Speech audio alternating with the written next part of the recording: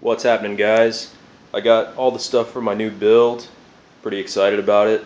I just figured I'd make a video, show you a little bit about it.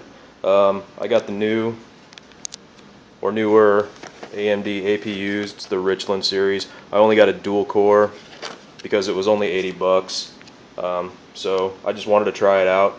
Relatively cheap. I also got the aftermarket cooler because you can overclock those, so I figured I'd fool around with that a little bit.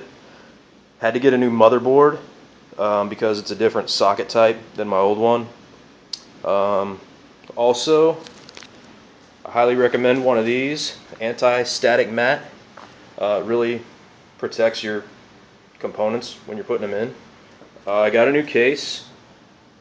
I don't know if you can see it, but it's got the blue details on the front, and also on the side there's a pretty big fan that lights up blue also.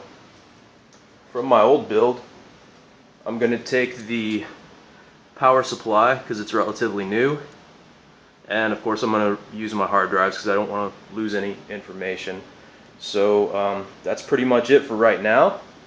I'll let you guys know how it goes.